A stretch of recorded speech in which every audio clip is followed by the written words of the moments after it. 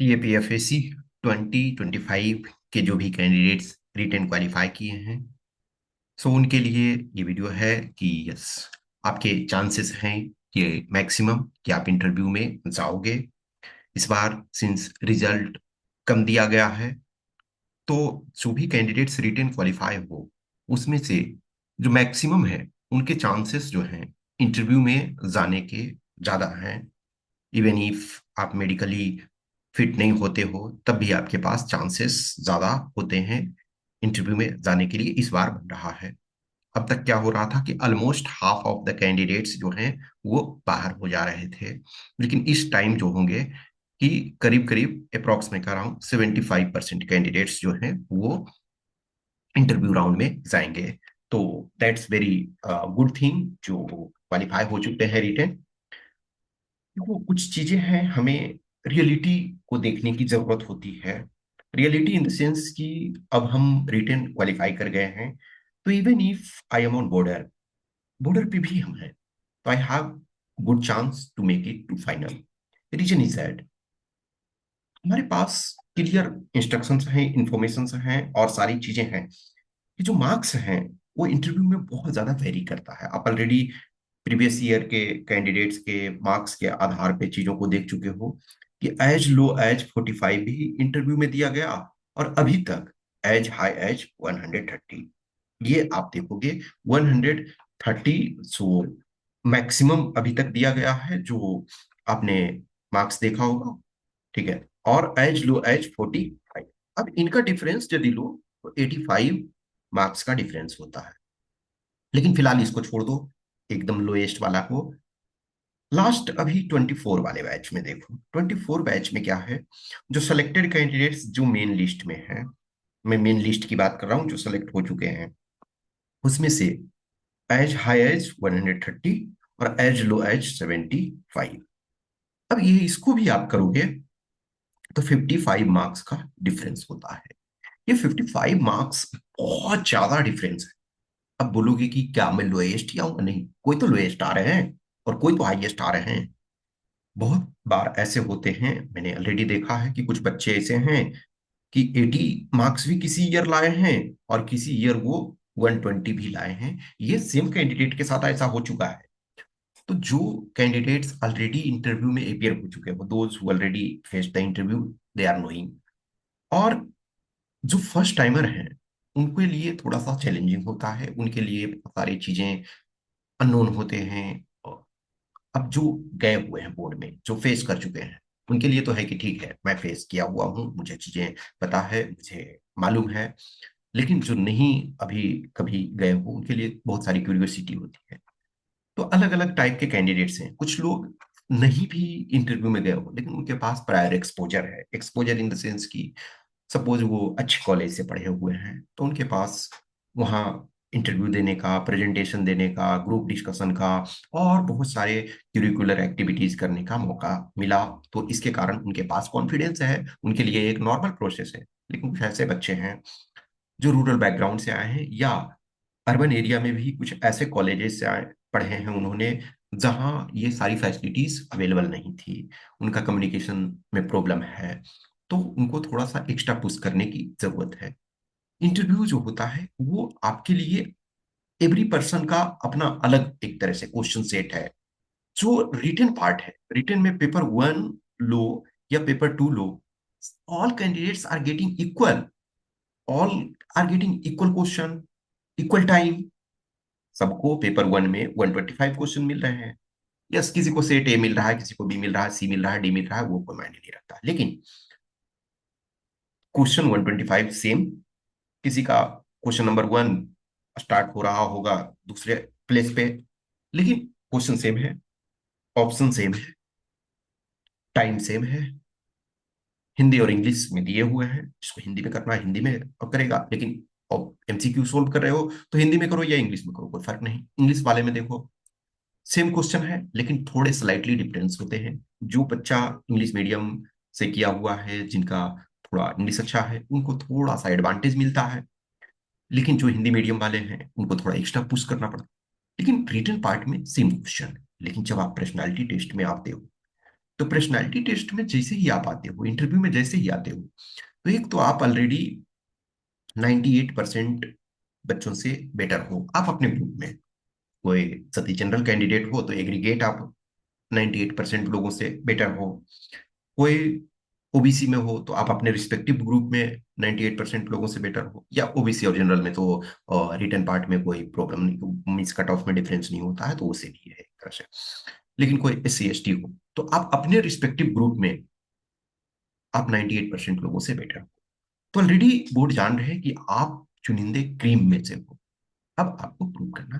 तो personality test interview में आपके क्वेश्चन डिफरेंट होते हैं। किसी ने IIT और NIT से पास हुआ है, उसके लिए थोड़े से स्टैंडर्ड अलग रहेंगे इन द सेंस, उससे एक्सपेक्टेशन बोर्ड को थोड़ा सा ज्यादा रहता है।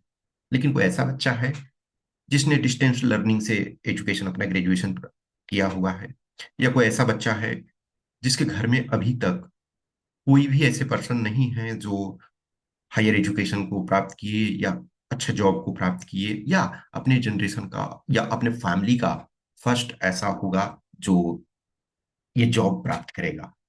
तो दोनों में डिफरेंस होता है। कुछ ऐसे बच्चे हैं जिनके फैमिली मेंबर में ऑलरेडी गेस्टेड ऑफिसर हैं, तो उनका थोड़ा सा एक्सपेक्टेशन उनसे होता है। इसका मतलब ये कभी नहीं समझोगे कि डिस्क्रिमिनेट किया जा रहा है, no, it is about personality test.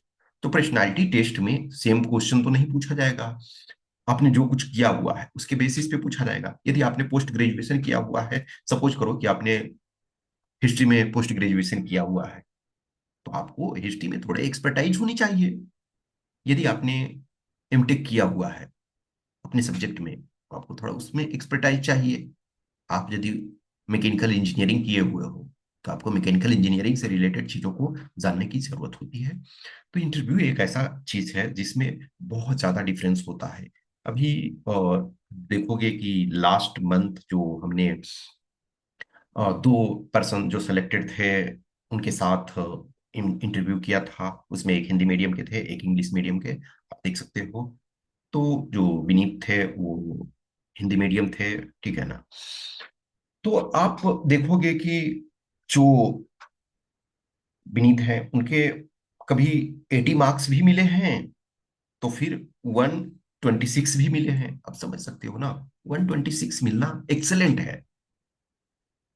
बोनी का देखोगे इंग्लिश मीडियम में फर्स्ट टाइमर थे, 120 मिला। बहुत ऐसे बच्चे हैं जिनको 80 भी मिल जा रहा, 75 भी मिल जा रहा। तो आप ये यदि मार्क्स मिल जा रहा तो आप ऑलरेडी आपकी स्थिति बहुत खराब हो जाएगी। हाँ, अब कुछ ऐसे बच्चे हैं जिनका रिटर्न में बहुत अच्छा मार्क्स है। रिटर्न में मैं हमेशा बोलता हूँ कि जिन भी कैंडिडेट्स का जो कट ऑफ है रिटर्न में और उससे 20% एक्स्ट्रा मार्क्स है, उनके सिलेक्शन के चांसेस बहुत अच्छे होते हैं। जिनका 10% है उनको फिर इंटरव्यू में बहुत ज्यादा करने की जरूरत होती है, और जिनका जस्ट कट ऑफ के पास है तो इंटरव्यू में एक्सेलेंट करने की जरूरत होती है। यदि आपका जस्ट कट ऑफ के पास है तो आपको 120+ हर हाल में करना पड़ेगा। जिनका 10% है कट ऑफ से ऊपर, तो आपको कोशिश करना पड़ेगा 105+ इंटरव्यू में लाना चाहिए। और जिनका देखोगे कि ये में है 20% एडवांटेज है, तो इवन इफ 90 मार्क्स आपको इंटरव्यू में मिलते हैं तो सिलेक्शन आपका हो जाता है।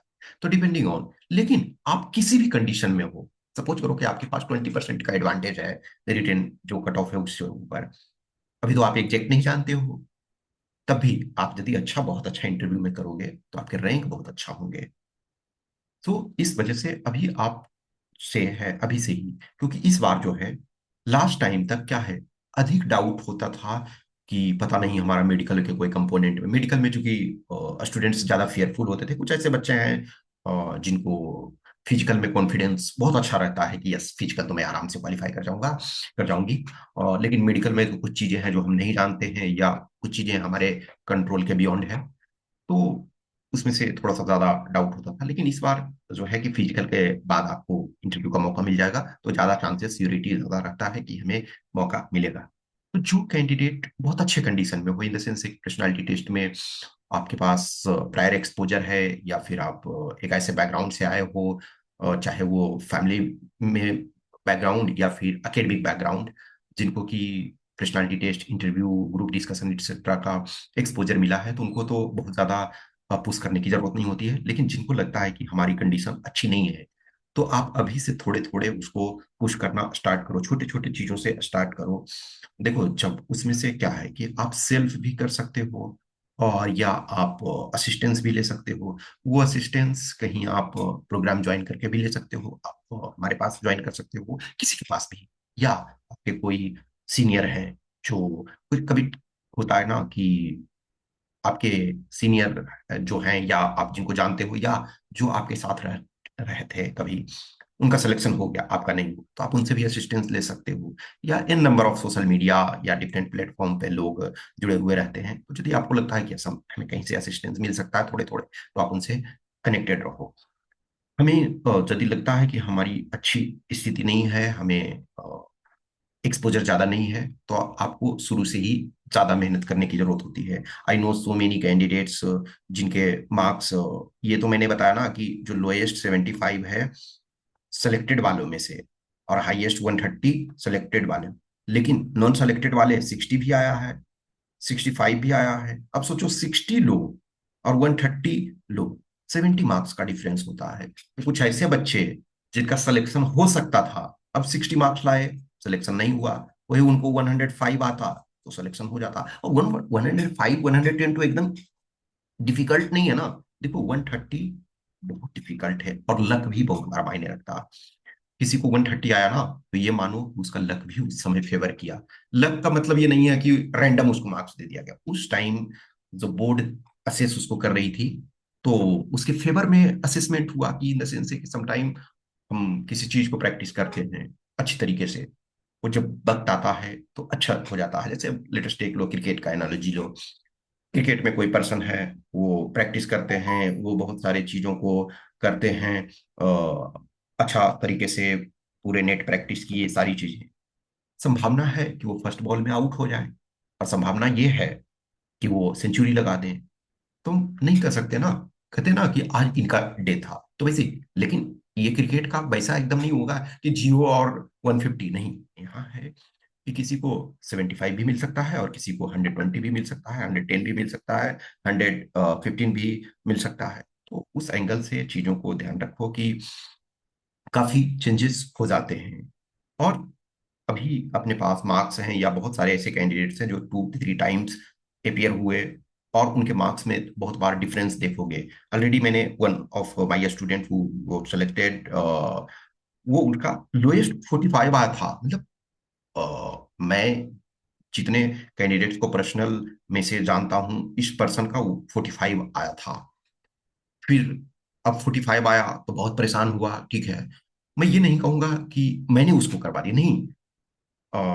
लेकिन मैं उसके रास्ते में था जब ये इस 21 वाले बैच में इसका 45 आ गया। उससे पहले से मेरे से जुड़ा हुआ था, लेकिन ये डेडिकेटेड गाइडेंस प्रोग्राम में नहीं था। बोले ठीक है, देखो डियर, जो भी मेरे से जुड़े हुए हैं, कुछ क्वेश्चंस क्यूरी डाउट होता है तो मैं किसी को थोड़े ये पूछता हूँ, या जो क्वेश्चंस है मैंने बता दिया डाउट से। जब इसके 45 आए तो बहुत फ्रस्ट्रेट, सर अब आप कुछ भी करो, मुझे अपने गाइडेंस में लो, मैं करना चाहता हूँ। नेक्स्ट 102 मार्क्स आए, ठीक है, सिलेक्शन हुआ। ये इन नंबर ऑफ एग्जांपल्स। अभी जैसे हमने आपको विनीत का जो भी कुछ दिन पहले जो लास्ट मंथ में उनका इंटरव्यू उनके साथ किया था, तो उसमें उनके क्या है 126 आया। अब 80 आप ला रहे हो, 75 ला रहे हो, और आप डायरेक्ट पहुंच रहे हो 126 पे, तो बहुत ज्यादा डिफरेंस क्रिएट करता है। इसमें से जो पर्सनैलिटी टेस्ट है, उसमें आपको अपने आप से प्रैक्टिस करना होगा, असिस्टेंस लेना होगा, बार बार चीजों को बोलना होगा। कोई क्वेश्चन है, वो उसके आंसर्स फ्रेम करने पड़ेंगे, एडिटोरियल वगैरह रेगुलर बेसिस पे पढ़ना पड़ेगा। कुछ मूवीज हैं, उसको देखोगे। कुछ अच्छे पर्सन का इंटरव्यू है, मॉक इंटरव्यू है, बहुत सारे चीजें हैं। फिर आप सेशंस वगैरह अटेंड करोगे, लाइव सेशन। सपोज जो पेड प्रोग्राम में जो ज्वाइन करते हैं, तो मैं उनके साथ जूम सेशन करता हूँ ग्रुप में। फिर मैं मौका देता हूँ, कुछ क्वेश्चंस पूछता हूँ। तो ये मानो कि हमें ऐसा होना चाहिए कि इंटरव्यू राउंड, फाइनल इंटरव्यू में पहुंचते पहले हमारे पास कम से कम 20 to 30 टाइम्स एटलीस्ट बोलने का हमें मौका मिलना चाहिए। किसी समय हमें 2 मिनट्स का ही मौका मिला, किसी समय 5 मिनट्स का मौका मिला, और किसी टाइम ऑब्वियसली है कि जब मॉक इंटरव्यू है तब तो आपको 20 to 30 मिनट्स, 35 मिनट्स इवन बोलने का मौका मिलता है। सपोज किसी को 20 मिनट्स मिला, किसी को 25 मिनट्स, किसी को 30, किसी को 35 मिनट्स इवन। तो वैसे सब आपके मौके मिलते हैं बार बार चीजों को करते हुए। और जब इंटरव्यू में कुछ कैंडिडेट्स को जो अच्छे मार्क्स मिलते हैं, उसमें एक सबसे जरूरी होती है कि आपका जो कम्युनिकेशन है, जो आप आंसर्स कर रहे हो, उसमें फ्लो नेचुरल होना चाहिए। ऐसा नहीं लगना चाहिए कि हम किसी जल्दीबाजी में हैं, किसी चीज को मेमोराइज करके आ गए हैं और फिर उसको जवाब दे रहे हैं। नहीं, हमारा जो फ्लो होना चाहिए नेचुरल। यस, वो चूंकि पर्सनालिटी टेस्ट है, वो ऐसा नहीं है कि सिर्फ और सिर्फ वो आंसर जानने में इम्पोर्टेंट वो इंटरेस्टेड हैं। जैसे आप पेपर 1 में है तो ऑब्जेक्टिव क्वेश्चन है, तो एग्जामिनर कोई पता नहीं है ना कि आपने कैसे सोल्व किया, उसमें आंसर से मतलब है। आंसर एग्जैक्ट सही है, ए ऑप्शन सही है और ए आपने टिक किया, तभी आपको मार्क्स मिलेंगे। इवन इफ आपका अप्रोच सही था और आप बी पर पहुंचे तो आपको मार्क्स नहीं मिलेगा, निगेटिव मार्क्स मिलेगा। लेकिन जो पर्सनालिटी टेस्ट है उसमें समटाइम आप रॉन्ग कंक्लूजन पे भी पहुंचते हो, लेकिन आपका फ्लो सही है, आपका अप्रोच सही है, तो आपको मार्क्स मिलते हैं। समटाइम बोर्ड में ऐसा होता है, क्योंकि कुछ टाइम कैंडिडेट को डांटते भी हैं कि तुमसे ये एक्सपेक्टेशन नहीं है, we are not expecting such type of answers from you. अब ऐसा यदि बोल दिया तो उनको प्रॉब्लम हो जाता है कि क्या मेरा बाहर हो गया? नहीं। अभी एवरी टाइम ऐसे कुछ कैंडिडेट्स के होते हैं, और एवरी टाइम कुछ ऐसे कैंडिडेट्स होते हैं जिनको मैं एक्सपेक्ट करता हूँ कि उसके बहुत अच्छे मिलने चाहिए, लेकिन खराब मिल जाते हैं। अभी जैसे वन ऑफ माई स्टूडेंट 24 वाले में, उनके ठीक है अंडर 50 उनका है, लेकिन जो मैं एक्सपेक्ट कर रहा था उस आधार पे उसे इंटरव्यू में मार्क्स नहीं मिला। उसके साथ कुछ इंटरव्यू में उन्होंने, लेकिन उसे मैंने बोल के रखा था, डियर देखो, तुम्हारा कुछ भी हो सिलेक्शन होना है। इंटरव्यू में थोड़ा अच्छे करोगे, अच्छे मार्क्स आएंगे। और मैं मुझे एक्सपेक्टेड था कि चलो शायद टॉप 20 में और टॉप 10 में आएगा, लेकिन चलो अंडर 50 में है तब भी बहुत अच्छा है। उसको फर्स्ट चॉइस मिल रहा है, सीएसएफ मिल रहा है, जो भी उसको चाहिए था। लेकिन उसने ये भरोसा रखा कि नहीं, सर ने बोला है कि इवन ही रगड़ भी हो जाएगा तो हमें अपना पूरा फुल पोटेंशियल से अपना देना है। फिर बाद में उसने रिकवर किया। देखो, ये जो 30 मिनट्स के आसपास या 20 मिनट्स, 20 मिनट्स, 25 मिनट्स, 30 मिनट्स, या किसी को 15 मिनट्स भी मिलता, उस पूरे को हमें यूटिलाइज करना होगा। लेकिन उस यूटिलाइज करने से पहले हमें बहुत सारे प्रोसेस से गुजरना होता है, बहुत बार प्रैक्टिस करनी होती है। कुछ ऐसे बच्चे हैं जिन्होंने मॉक नहीं दिया एक भी, लेकिन उनका भी 120 आ सकता है, 125 और आता है। कुछ ऐसे बच्चे हैं जो मल्टीपल टाइम मॉक्स देते हैं, मल्टीपल प्रैक्टिस करते हैं, फिर भी 75 आ गया। ये गारंटी नहीं है कि हम कहीं प्रोग्राम ज्वाइन कर लिए या हमने प्रैक्टिस कर लिया आ जाएगा, नहीं। ये एक लंबा प्रोसेस है, लेकिन आपको मेहनत करने की जरूरत होती है।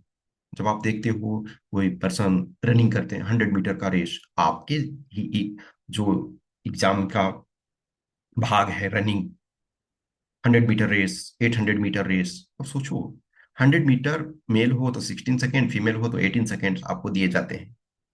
लेकिन क्या वो रैंडम आप दौड़ रहे हो? नहीं, वो 16 सेकेंड का इवेंट है। और कोई फेल हो जा रहे हैं तो आधे सेकंड से, 1 सेकंड से, 1.5 सेकंड से, 2 सेकंड से। लेकिन उस 16 सेकेंड या 18 सेकेंड के लिए आप कई मंथ उसका प्रिपरेशन करते हो, कई मंथ कोई नहीं कर रहे हो तो एटलीस्ट मल्टीपल डेज कर रहे हो। तो जो इवेंट लेस देन 1 मिनट का है उसके लिए आप मल्टीपल टाइम प्रैक्टिस कर रहे हो। तो ये आपका जो 20 मिनट्स, 30 मिनट्स का है, इसके लिए आपको बहुत मेहनत की जरूरत। मैं ये डरा नहीं रहा हूँ, और मैं ये भी नहीं कह रहा हूँ कि आप मेरे पास ज्वाइन करो, नहीं। मैं ये कह रहा हूँ कि पर्सनालिटी टेस्ट जो है वो सबके लिए अलग अलग है।